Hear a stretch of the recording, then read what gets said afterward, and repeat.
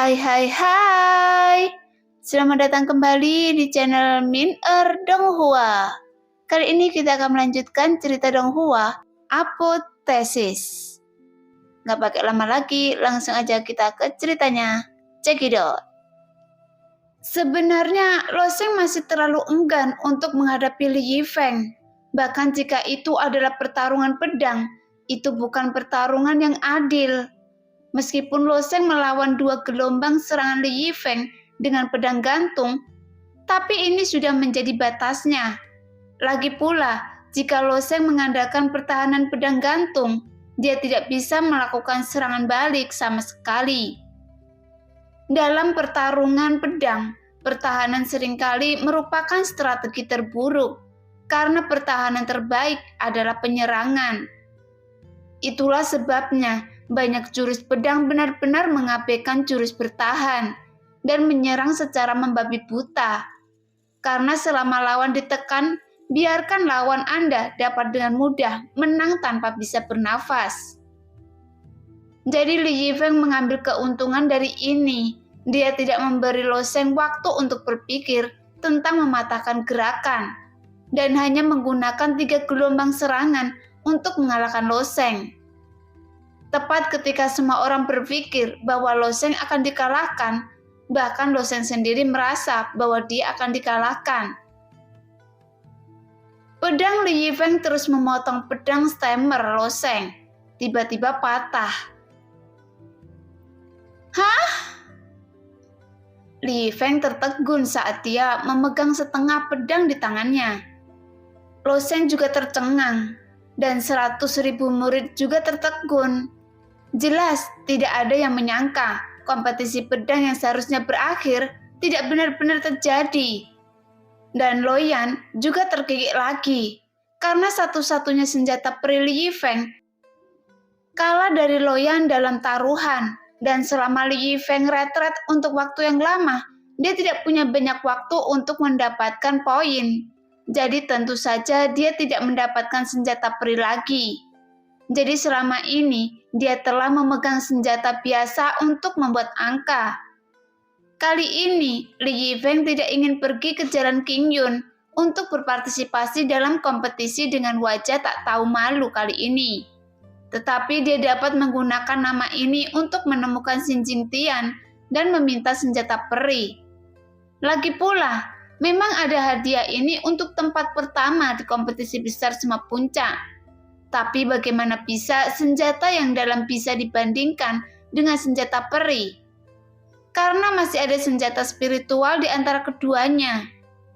Jika Li Yifeng tidak menggunakan pedang warna-warni Lo Ying, situasinya akan lebih baik dan itu tidak akan rusak begitu saja. Lagi pula, gerakan pedang biasa sering bertabrakan beberapa kali sebelum selesai.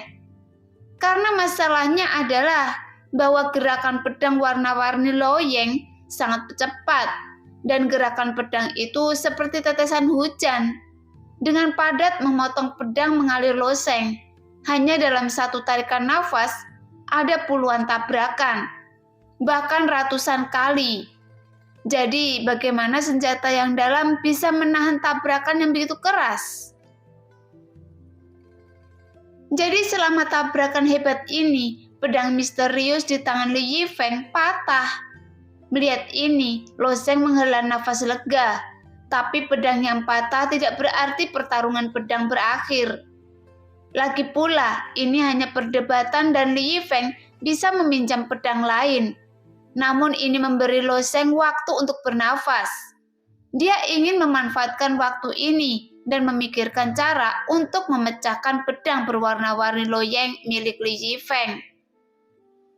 Li Yifeng tidak tahu ekspresi seperti apa yang dia miliki di wajahnya sekarang. Dia akan menang, tetapi pada saat ini, pedang busuk di tangannya tidak memenuhi harapan dan hancur pada saat kritis ini. Jadi dia membuang pedang yang setengah patah di tangannya dan berkata kepada Penatua Ge dengan wajah sedih. Penatua Ge, bisakah Anda meminjamkan saya pedang? Penatua Ge menggelengkan kepalanya tanpa daya. Saya tidak menggunakan pedang, jadi bagaimana saya bisa meminjamkannya kepada Anda? Li Yifeng matanya menyapu ratusan ribu murid di arena. Siapa yang bisa meminjamkan saya pedang? Tolong! Tapi tidak ada yang mengatakan apa-apa. Sialan! Li Yifeng mengutuk di perutnya. Apa-apaan? Siapa orang-orang ini? Ngomong-ngomong, saya juga kakak senior Anda. Jika saya tidak memberi muka, jika saya tidak pergi ke Yundian di masa depan dan kembali ke King Yunsong untuk menjadi seorang tetua, saya akan membunuh Anda satu persatu. Pada akhirnya, tatapan Li Yifeng masih tertuju pada Luoyan. Dan saat dia hendak berbicara, Luoyan memimpin dan berkata, Anda akan memanggil saya apa? Meskipun Luoyan keluar dari gunung api penyucian, identitasnya masih harus dirahasiakan. Jadi dia berharap Li Yifeng akan mengungkapkan identitasnya di depan umum. Li Yifeng juga terbiasa, menghela nafas dan berkata, Oke, Nenek, bisakah Anda meminjamkan pedang Guiyun saya? Apakah itu pedang Guiyun Anda? Luoyan mengangkat alisnya. Oke, saya salah. Karena pedang Guiyun hilang itu milik Anda. Bisakah Anda meminjamkan pedang Guiyun Anda? Sebentar saja. Dengan percaya diri, Li Yifeng hanya bisa mengatakan hal-hal yang baik. Luoyan tersenyum puas untuk beberapa saat. Lalu senyumnya tiba-tiba memudar. Dia menggelengkan kepalanya dan berkata, Tidak.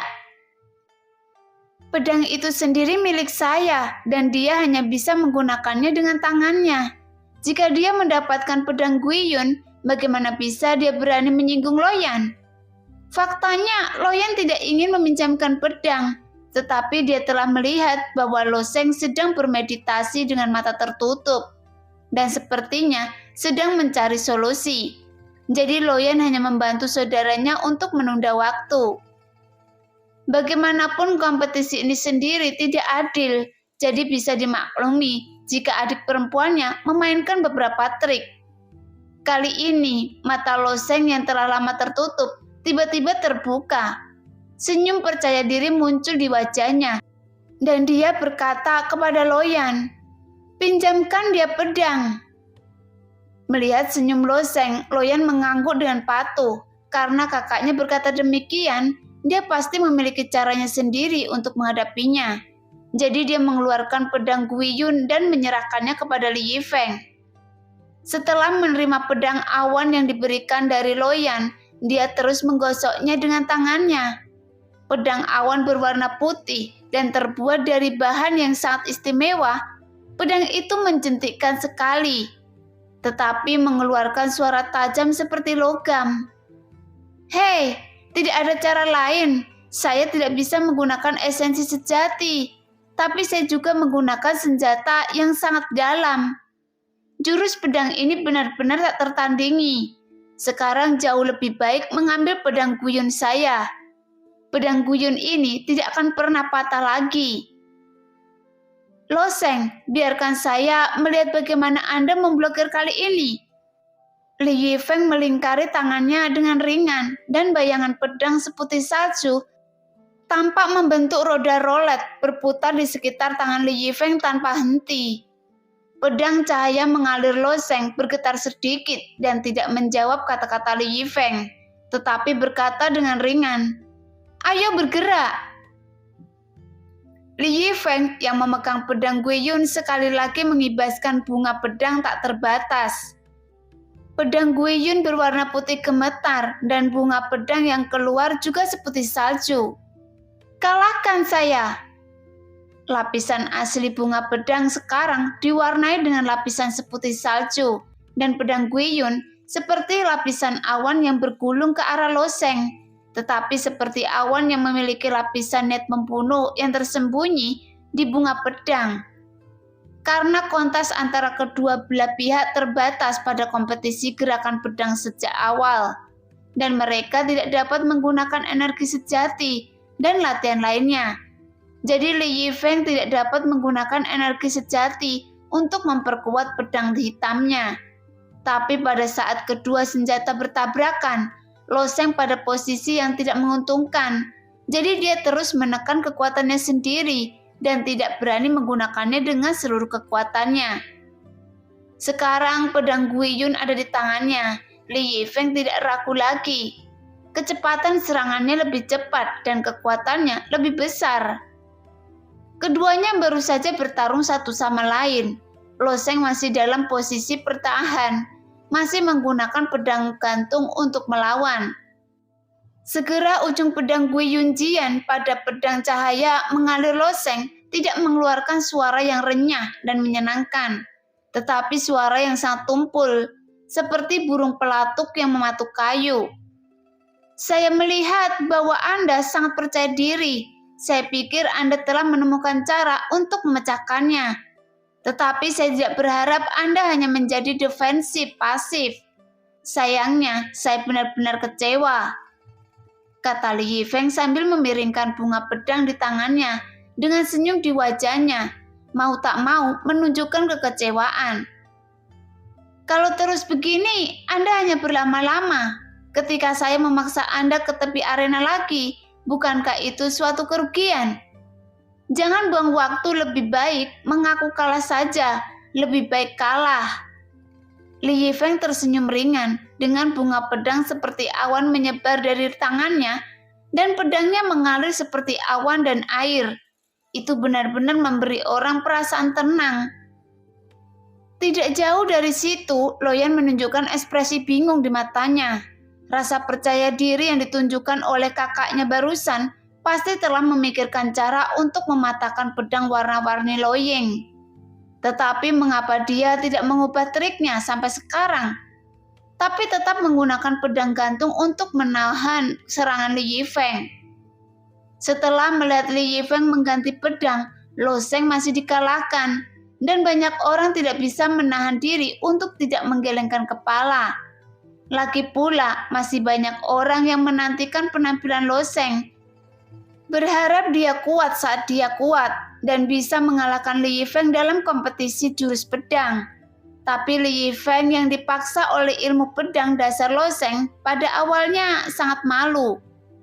Setelah Li Yifeng menghunus pedangnya, dia terus menekan Lo Sheng untuk bertarung, yang membuat Lo Sheng tidak memiliki kekuatan untuk melawan.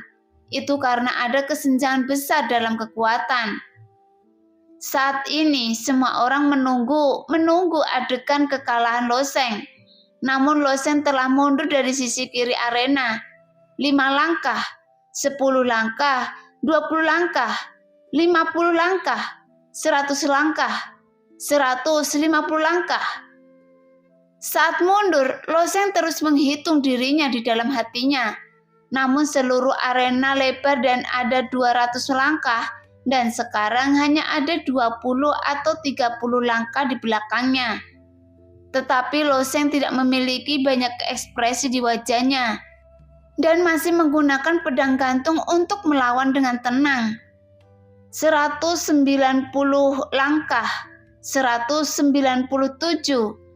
Senyum di wajah Li Yifeng menjadi semakin intens. Saat Lo Sheng ditekan ke langkah terakhir, dia tertawa terbahak-bahak. Turun, Lo Sheng, Anda kalah.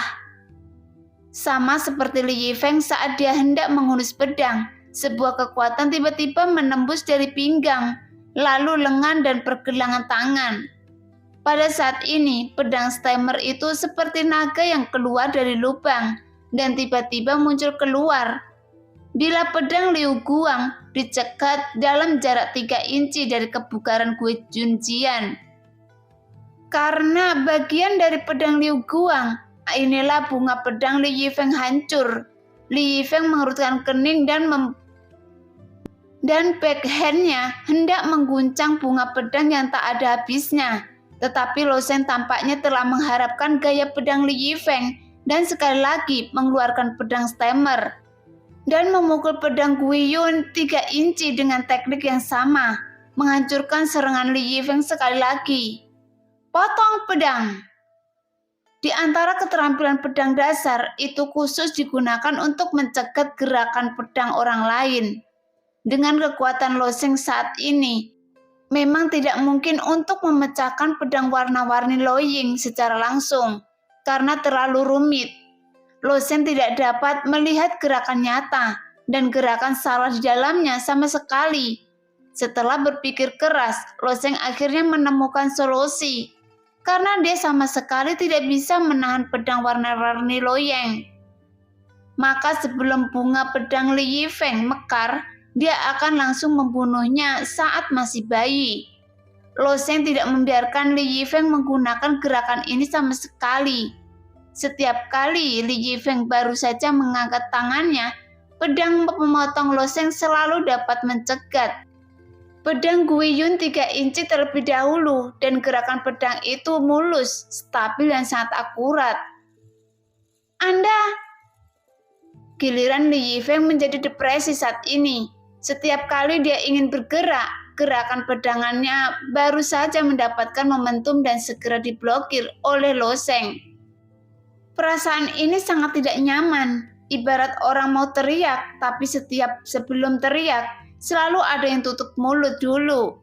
Suara itu tiba-tiba tersendat dan tidak nyaman. Masalahnya adalah apa yang diketahui Li Yifeng tidak hanya sekali atau 2 kali. Selama beberapa nafas ini, Li Yifeng menggunakan pedangnya lebih dari 10 kali. Tetapi Lo Sheng masih memainkan lebih dari selusin pedang pencegat. Gerakan pedang yang awalnya disiapkan tiba-tiba dihancurkan oleh Lo Sheng. Li Yifeng sangat tidak nyaman hingga dia akan muntah darah. Dan Li Yifeng ingin mundur dan ingin menjauhkan diri dari Lo Sheng. Tapi saat dia mundur 10 langkah, Lo Sheng mengikuti 10 langkah. Mengikutinya seperti bayangan dan selalu menjaga jarak 3 kaki darinya. Menurut perkiraan Li Yifeng, jika dia tidak menggunakan energi aslinya, dia tidak akan bisa untuk memikirkan Lo Sheng sama sekali. Tapi basis kultivasi Li Yifeng lebih tinggi dari Lo Sheng dan menurut akal sehat, kekuatannya harus lebih besar dari Lo Sheng dengan kekuatan tirani. Ia berharap untuk mengayunkan pedang Lo Sheng dan dengan paksa menggunakan pedang warna-warni Lo Yang. Akibatnya, Li Yifeng menemukan bahwa pedang Lo Sheng seberat bukit. Saat dia menggunakan kekuatannya dan dia tidak bisa mengayunkannya sama sekali. Bagaimana mungkin? Mengapa orang ini begitu kuat? Li Yifeng tidak tahu bahwa terlalu banyak orang yang telah terkejut karena kekuatan menakutkannya Lo Sheng. Dan dia bukan orang pertama gila. Li Yifeng benar-benar dirugikan saat ini, karena dia sebenarnya dikalahkan oleh seorang junior dengan alam bawaan tingkat kedua dan menggunakan ilmu pedang dasar. Meskipun dia tidak tahu malu dan sering gila, tetapi Li Yifeng tidak ambigu dalam seni bela diri. Jika tidak, bagaimana dia bisa menjadi kakak laki-laki murid Sekte Qingyun? Dapat dikatakan bahwa seni bela diri adalah kebanggaan terbesarnya. Semua orang bisa mengejeknya sebagai orang idiot, tapi tidak ada yang bisa meremehkan kultivasinya dalam seni bela diri. Tetapi pada saat ini, betapapun sedih dan tertekannya dia, Lo Sheng tidak membiarkan dia menggunakan pedang sama sekali. Dia tidak bisa mengatur serangan sama sekali.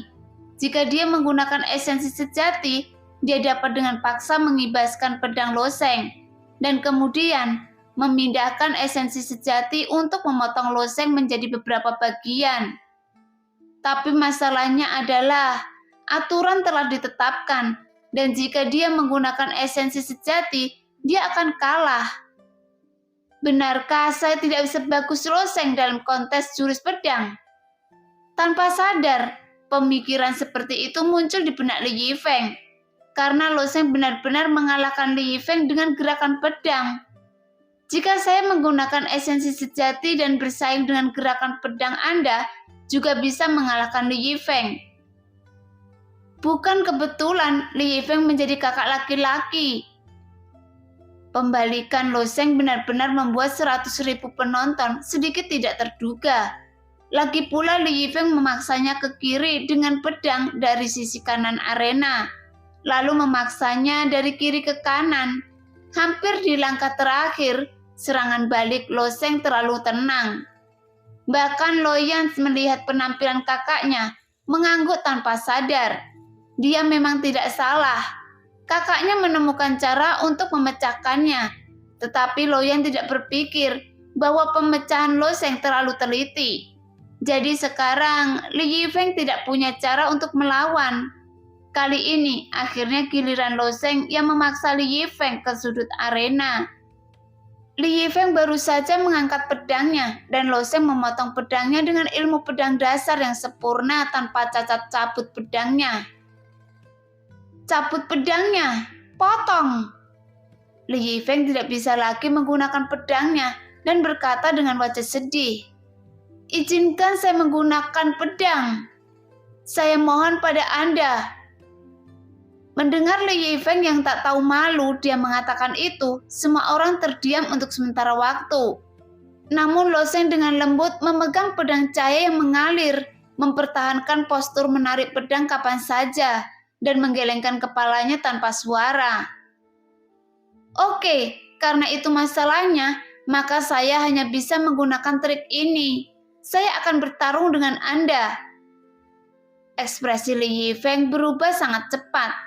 Barusan dia memohon pada Lo Sheng, tapi sekarang wajahnya penuh dengan kekejaman. Kali ini Li Yifeng akhirnya mengubah cara dia menggunakan pedangnya. Pedang warna-warni Lo Ying adalah ilmu pedang yang sangat ringan dan halus. Tetapi ketika gerakan Li Yifeng berubah, aura ganas memancar darinya dan kakinya terpaku kuat di arena, seperti dewa gunung. Lo Sheng mundur selangkah dan pedang di tangannya juga berubah. Dia tahu bahwa pedang Li Yifeng berikutnya pasti tidak akan bisa menghentikan pedang pemotongnya. Li Yifeng kuat, dan hanya jika dia lebih kuat darinya, dia dapat dengan kuat menekan gerakan pedangnya. Pedang menghancurkan gunung dan menghancurkan bumi. Sebuah gerakan pedang yang sangat tenang dan merusak ditembakkan dari tangan Li Yifeng. Namun pedang tidak lebih baik dari pisau. Pisau sering digunakan dengan cara yang kuat dan mendominasi, tetapi pedang biasanya gesit dan ringan, dan hanya ada sedikit jurus pedang dengan kekuatan ini. Pedang Li Yifeng tampaknya mampu menembus pegunungan dan membelah bumi. Mata Lo Sheng berkedip tanpa ragu sedikit pun. Pergelangan tangannya merosot, menyebabkan ujung pedangnya runtuh dari bawah ke atas. Bingjian adalah teknik pedang terkuat dalam ilmu pedang dasar. Setelah penyederhanaan, kekuatan Bingjian menjadi lebih murni. Tidak peduli seberapa kuat Anda tidak dapat lepas dari nasib buruk. Tuar. Pada saat kedua gerakan pedang bertabrakan satu sama lain, semua orang mendengar suara yang tajam dan secara acak melihat pedang putih berputar di udara seperti roda rolet dan akhirnya jatuh ke tanah.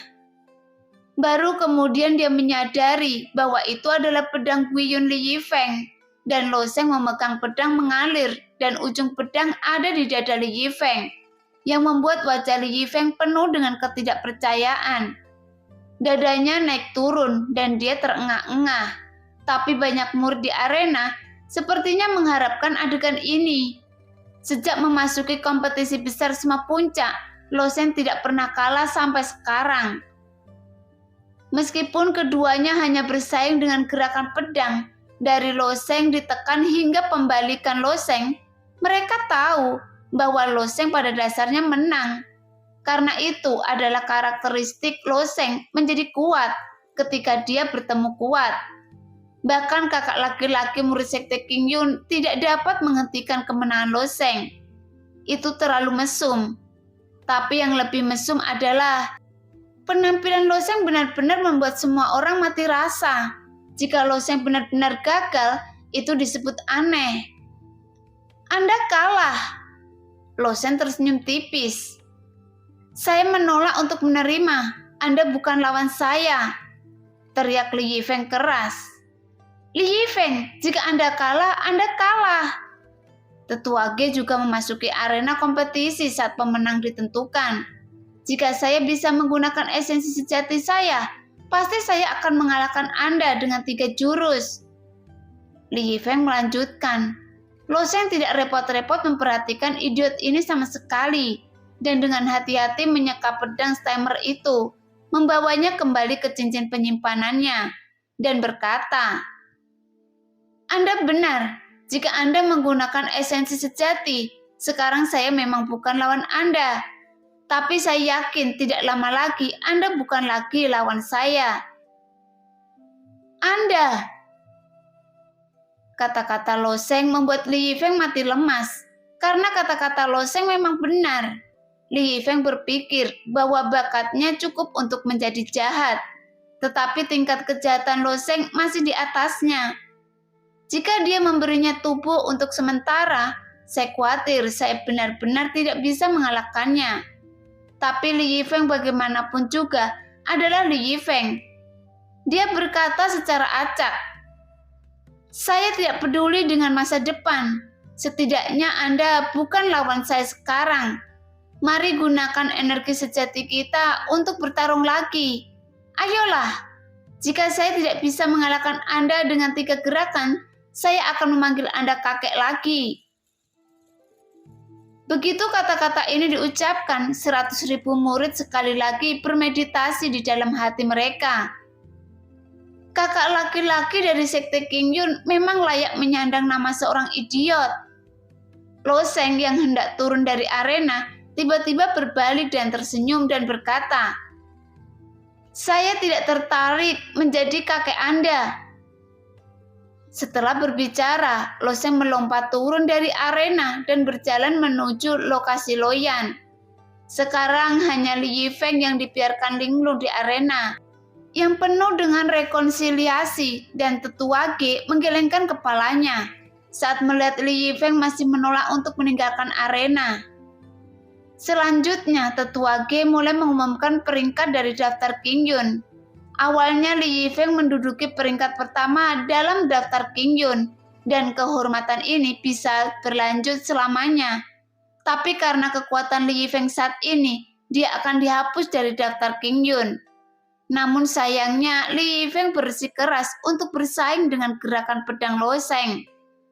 Setelah dikalahkan oleh Lo Sheng, Li Yifeng jatuh dari tempat pertama ke tempat kedua dan kemudian disingkirkan. Sekarang tempat pertama dalam daftar Qingyun tidak diragukan lagi adalah Lo Sheng. Tempat kedua adalah Pe Tianyo. Tempat ketiga adalah Hua Tianming.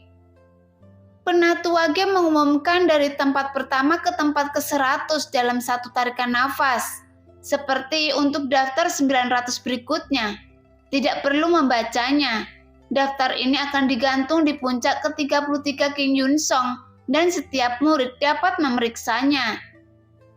Peringkat Qingyun adalah kehormatan tertinggi bagi para murid dari sekte Qingyun.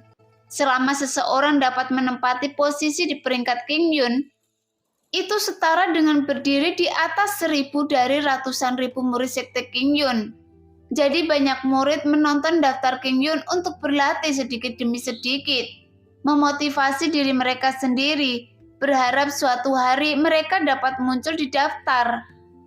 Adapun 100 teratas, 10 teratas, dan 3 teratas dalam daftar, banyak murid mungkin tidak dapat mencapai langkah itu dalam mimpi mereka.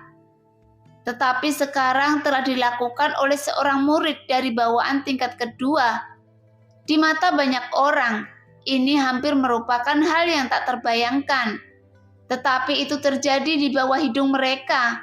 Meskipun mereka tidak bisa tidak mempercayainya, tapi percaya atau tidak, hal ini terjadi setelah semua dan tempat pertama Lo Sheng memang pantas. Dan pada akhirnya dia bahkan memenangkan Li Yifeng dalam gerakan pedang. Jadi tidak ada yang akan mempertahankan kekuatan Lo Sheng, dan hanya ada orang yang mengagumi bakatnya.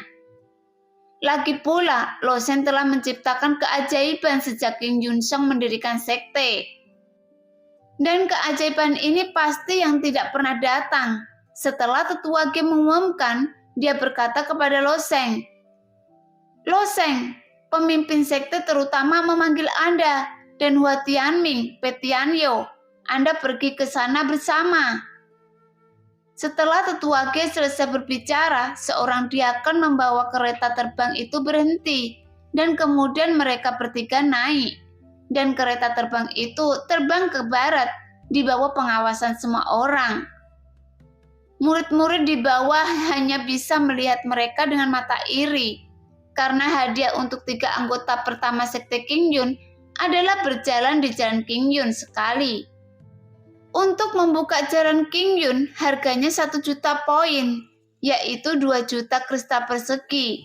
Dengan kata lain, sebagai 3 besar, mereka telah memenangkan 2 juta krista kubik untuk diri mereka sendiri. Jika itu benar-benar dihitung sebagai hadiah, banyak keluarga bangsawan besar mungkin tidak mampu membayar uang ini. Bahkan 7 keluarga bangsawan besar pun tidak mudah untuk mengeluarkan krista kubik ini sekaligus.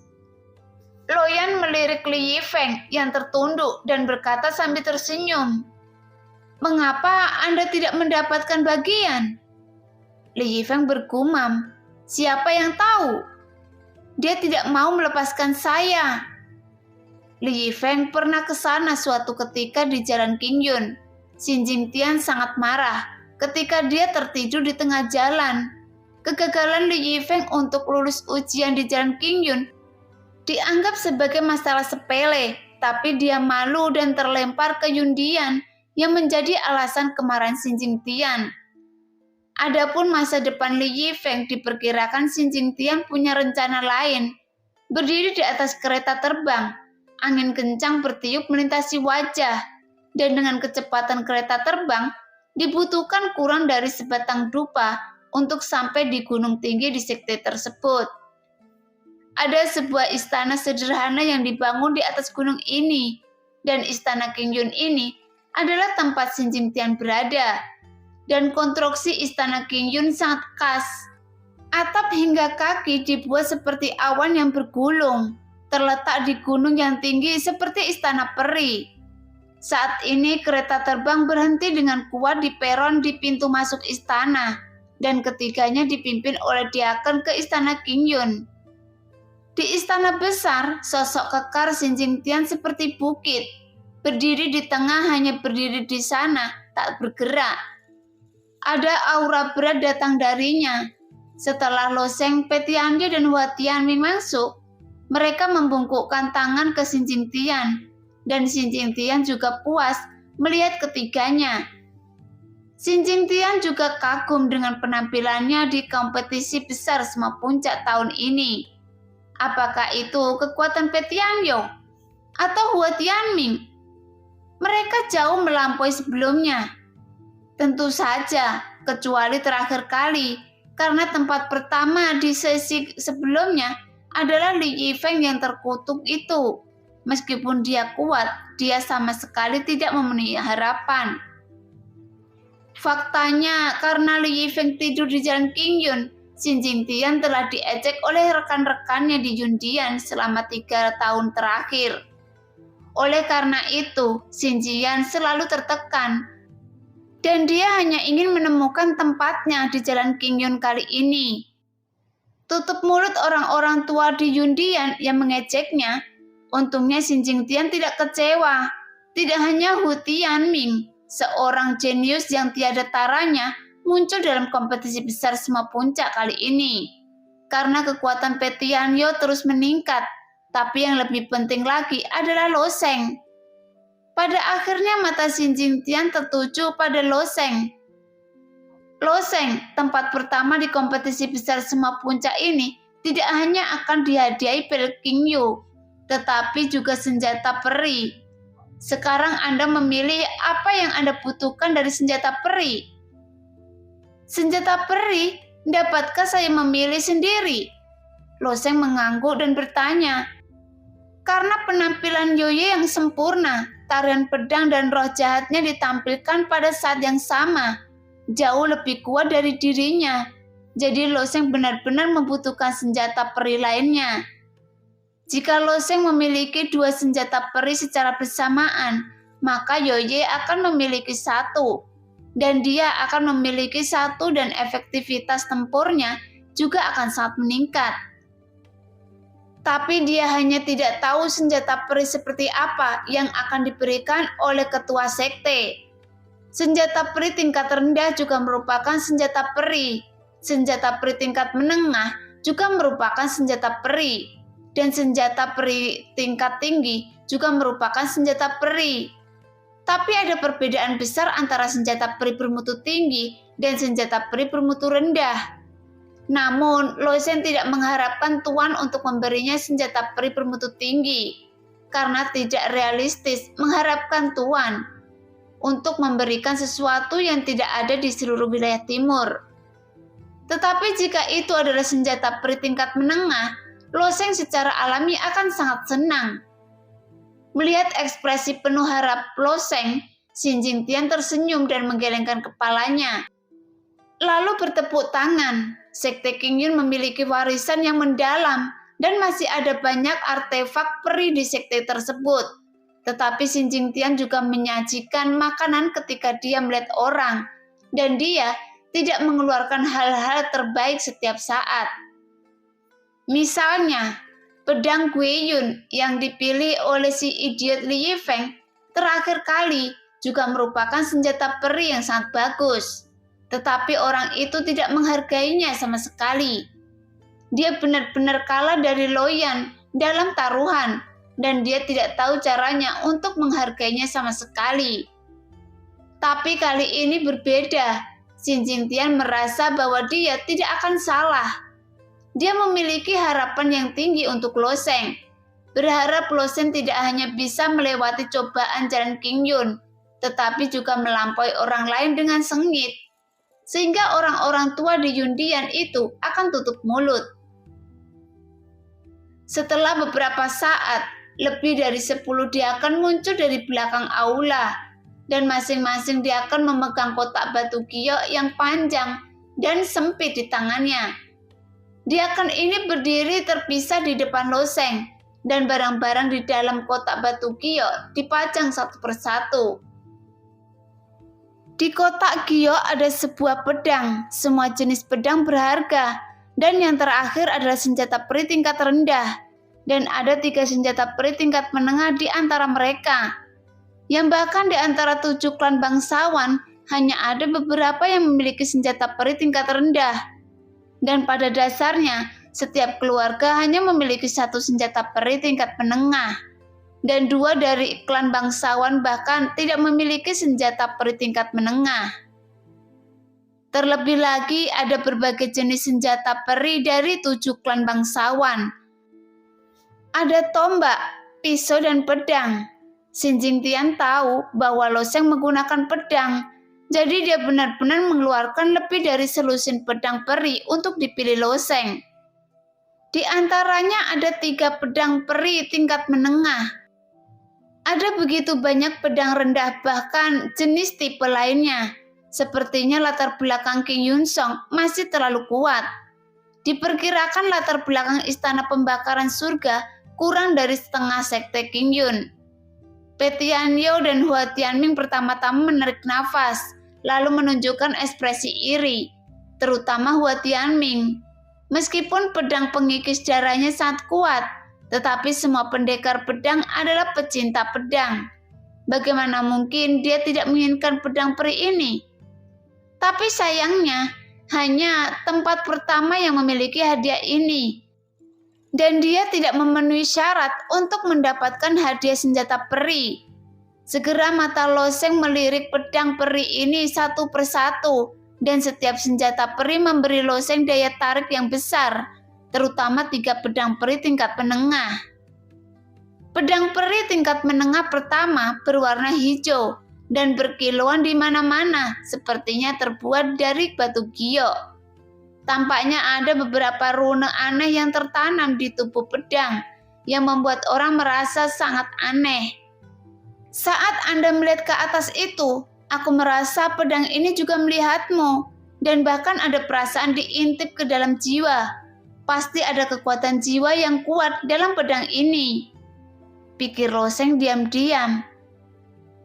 Dan pedang tingkat menengah kedua dilihat dari luar sangat biasa, bahkan bilanya terlihat agak tumpul, tidak tajam, tetapi kekuatan penghancurannya mencengangkan.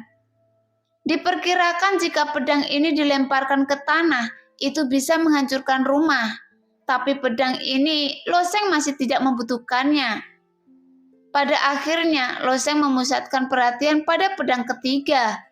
Ketika mata Lo Sheng baru saja menyentuh pedang ketiga, ada suasana pembunuhan yang kuat. Dan ini adalah pedang peri tingkat menengah berwarna merah darah. Baik bila dan gagangnya berwarna merah darah, seolah-olah pedang itu ditempa dari darah segar. Dan roh jahat benar-benar membuat Lo Sheng merasa bahwa mungkin ada jiwa yang tak terhitung jumlahnya yang mati di bawah pedang ini. Nah, demikianlah cerita hari ini. Terima kasih yang sudah menonton video Min Earth sampai selesai. Sampai jumpa di video selanjutnya. Bye-bye.